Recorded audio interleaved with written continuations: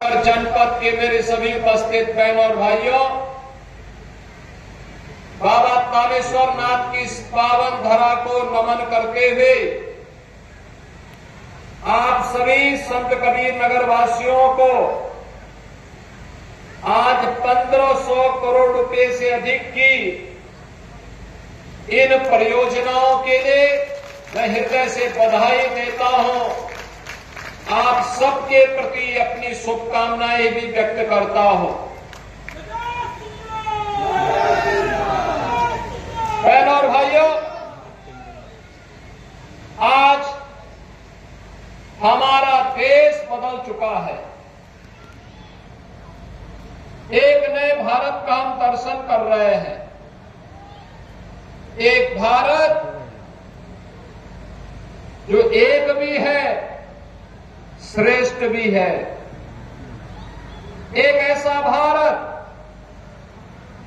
जो भारत बिना रुके, बिना डिगे, बिना झुके अपनी विरासत की यात्रा को भी और विकास की यात्रा को भी अनवरत आगे बढ़ा रहा है।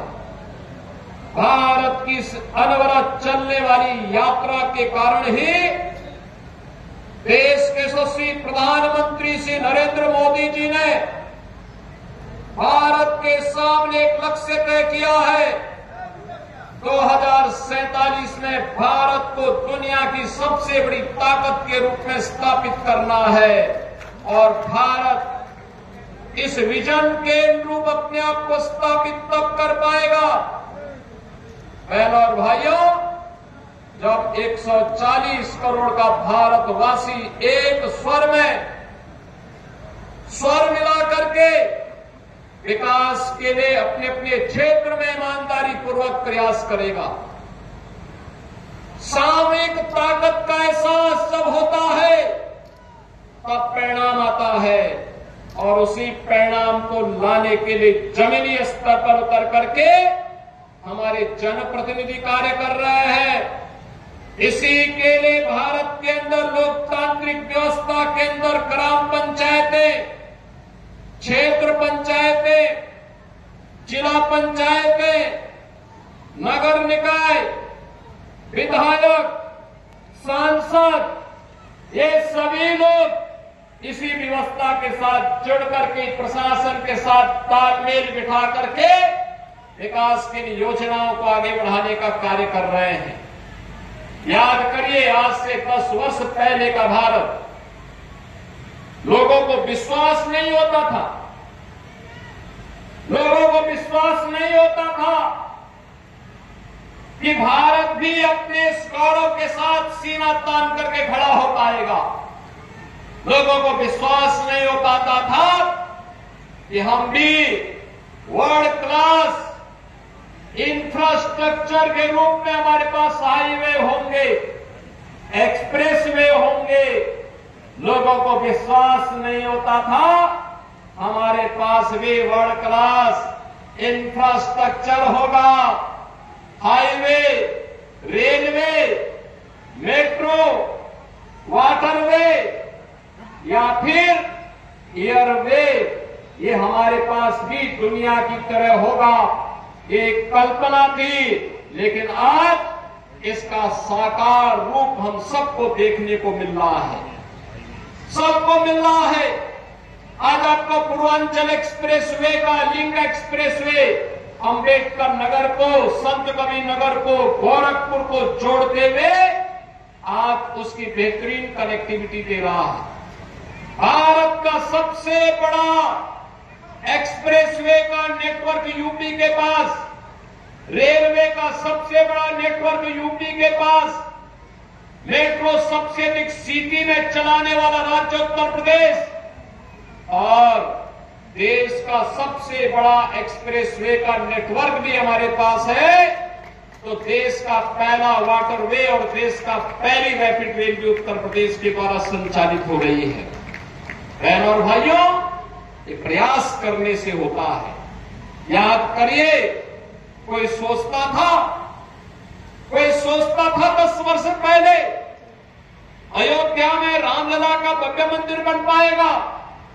लोगों के लिए जो सपना था, आज वो साकार होकर के डबल इंजन सरकार की ताकत का एहसास करा रहा है। जनता जनार्दन के आशीर्वाद सिवा सपना भी साकार हुआ है।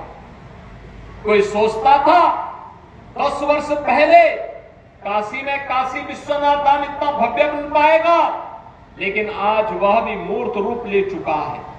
कोई सोचता था कि मां विंध्यवासिनी का धाम इतना भव्य रूप ले पाएगा, आज वह भी भव्य रूप ले चुका है। कोई सोचता था कि अयोध्या देश की दिव्य और सुंदर नगरी के रूप में दुनिया भर के लोगों को अपनी ओर आकर्षित करेगी, आज ये अयोध्या में जाकर के साकार होता है। और कोई सोचता था कि प्रयागराज का कुंभ इतना भव्य और दिव्य होगा। बहनों और भाइयों, ये भव्य और दिव्य कुंभ का एहसास आपको भी इस बार हुआ होगा प्रयागराज की धरती पे जाकर के। कौन ऐसा भारतीय है जिसे इस पर गौरव की अनुभूति न होती हो?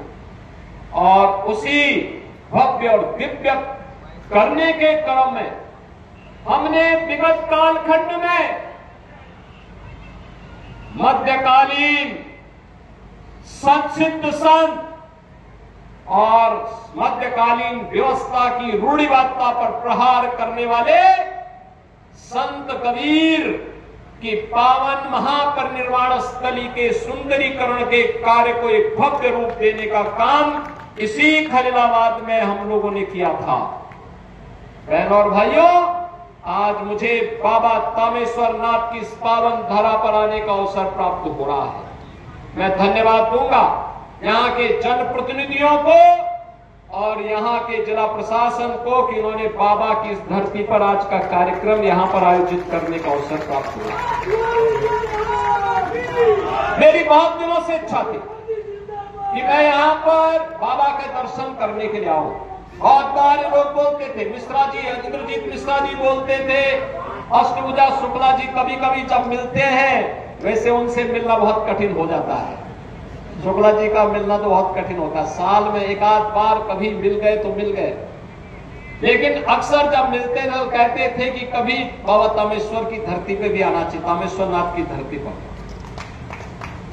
लेकिन आज मेरा सौभाग्य है कि मुझे यहाँ बाबा का दर्शन करने का सौभाग्य भी प्राप्त हो रहा है और साथ साथ बाबा का दर्शन करने ही नहीं, संत कबीर नगर जनपद को 1500 करोड़ रुपए की परियोजनाओं का सौगात देने का भी अवसर प्राप्त हुआ। बहनों और भाइयों, ये 1500 करोड़ जीवन के सर्वांगीण विकास की आधारशिला रखने वाले हैं। इसमें पर्यटन विकास के भी हैं, सड़क के भी हैं, पेयजल के भी हैं, नगर निकायों के भवन के निर्माण के भी हैं, स्वास्थ्य के भी हैं, शिक्षा के भी हैं, स्पोर्ट्स के भी हैं। विकास से जुड़े हुए जीवन के विभिन्न आयामों को समेट करके ये 1500 करोड़ रुपए या तो यहां खर्च हो चुके हैं या खर्च होने वाले हैं। और इन्हीं कार्यक्रमों के साथ आज मुझे जुड़ने का अवसर संत कबीर नगर जनपद के अंदर प्राप्त हो रहा है। मुझे देखते हुए प्रसन्नता होती है। जब मैं आज बाबा के धाम पे आया हूं, मैंने यहाँ के जनप्रतिनिधियों से भी और प्रशासन से भी कहा है कि बाबा तामेश्वर नाथ धाम को भी एक अच्छे कॉरिडोर के साथ जोड़ने की आवश्यकता है। उजाड़ना नहीं किसी को, लेकिन व्यवस्थित पुनर्वास होना, व्यवस्थित पुनर्वास होना। आज आप देखते होंगे अयोध्या 2017 के पहले कैसी थी, आज जो भी आता है वो अभिभूत होता है, खुश होता है। काशी 2014 के पहले कैसी थी? काशी विश्वनाथ धाम में 50 श्रद्धालु एक साथ नहीं जा सकते थे, आज 50,000 श्रद्धालु एक साथ जा सकता है। मां विंध्यवासिनी धाम में 10 श्रद्धालु एक साथ मंदिर में नहीं जा सकते थे, आज वहां पर 10,000 श्रद्धालु एक साथ माई के दर्शन करने के लिए मां विंध्यवासिनी धाम में जा सकता है। आप अनुमान करिए, प्रयागराज में भव्य और दिव्य कुंभ हुआ, अगर ये कुंभ 2017 के पहले लगा होता क्या हाल होते। और इस बार 66 करोड़ से अधिक श्रद्धालु आया और सुरक्षित मां गंगा और भगवान प्रयागराज का संगम का आशीर्वाद लेकर के अपने घर भी वापस आया। बहनों और भाइयों, ये व्यवस्था का अंतर होता है। जो लाखों श्रद्धालु बाबा का दर्शन करने के लिए यहां पर आते हैं, उनको सुविधा मिले, सुरक्षा का माहौल मिले, ये सबकी जिम्मेदारी बनती है। यहाँ के गोसाइयों की भी बनती है, प्रशासन की भी बनती है और शासन की भी जिम्मेदारी बनती है। उनको सुरक्षित और अच्छा माहौल मिले और उस प्रकार के माहौल को देने के लिए मैंने कहा है, गोसाइयों से बात करो, ग्राम पंचायत वासियों से बात करो, अच्छा कॉरिडोर का निर्माण हो, बाबा के भव्य मंदिर का निर्माण हो और भव्य स्वरूप बाबा तामेश्वर नाथ का मिले, जिससे इस जनपद को एक पहचान मिले, सनातन धर्म को एक पहचान मिले। बाबा का आशीर्वाद लगातार संत कबीरनगर वासी जनपद वासियों के ऊपर बरसता हुआ दिखाई दे, इस प्रकार का माहौल यहाँ पर देखना चाहिए। और बहनों और भाइयों, आज मुझे लगता है कि बाबा ने जानबूझ करके कार्यक्रम यहाँ पर खींच करके कार्यक्रम यहाँ पर करवा दिया। बहनों और भाइयों, एक कार्यक्रम शीघ्र यहाँ का एक कार्य योजना बन करके मेरे पास आएगी, हम उसको स्वीकृति देंगे, विकास का कार्य होगा, एक एक गोसाई और एक एक दुकान को व्यवस्थित पुनर्वास भी करेंगे, किसी को उजाड़ेंगे नहीं, लेकिन उसको पुनर्वास जरूर करके कहीं न कहीं वहां पर अगल बगल उसके रोजगार पर भी असर न पड़े, उसके आजीविका पर असर भी न पड़े और श्रद्धालु आने वाले श्रद्धालुओं को सुरक्षित माहौल में दर्शन करने का अवसर भी प्राप्त हो। इस प्रकार का कार्यक्रम हम लोग बाबा तामेश्वर नाथ की इस पावन धरा पर करने की व्यवस्था करेंगे। बहनों और भाइयों, याद रखना, विरासत और विकास के जिस अद्भुत कार्यक्रम को लेकर के प्रधानमंत्री मोदी जी चले हैं, आज वो भारत को वैश्विक स्तर पर एक नई पहचान दिला रहा है।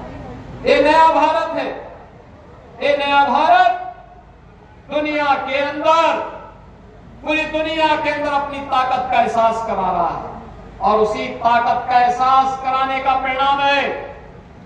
आपने गत 11 वर्ष के अंदर बदलते हुए भारत को देखा है, बिना भेदभाव के, सबका साथ और सबके विकास के भावना के साथ, सबके लिए आवास की सुविधा, 4 करोड़ गरीबों के लिए प्रधानमंत्री आवास की सुविधा प्राप्त हो जाना, बहनों और भाइयों 10 करोड़ गरीबों के घर में उज्ज्वला योजना का कनेक्शन पहुंच जाना, 12 करोड़ गरीबों के घर में शौचालय का बन जाना, 45 करोड़ गरीबों के घर में जनधन का अकाउंट खुल जाना, 50 करोड़ गरीबों को आयुष्मान भारत की सुविधा का लाभ मिलना, 80 करोड़ लोगों को फ्री में राशन की सुविधा का लाभ प्राप्त होना। ये नए भारत के वेलफेयर स्कीम की वे योजनाएं हैं जो प्रत्येक नागरिक के जीवन में परिवर्तन का कारक बन रही है, परिवर्तन का कारक बन रही है। आज ही आपने देखा होगा प्रातःकालीन सत्र में हम लोगों ने बेसिक शिक्षा परिषद के अंदर 1.5 करोड़ छात्रों को 1200 रुपए प्रति छात्र के हिसाब से डीबीटी के माध्यम से पैसा उनके अभिभावक के अकाउंट में भेजा है।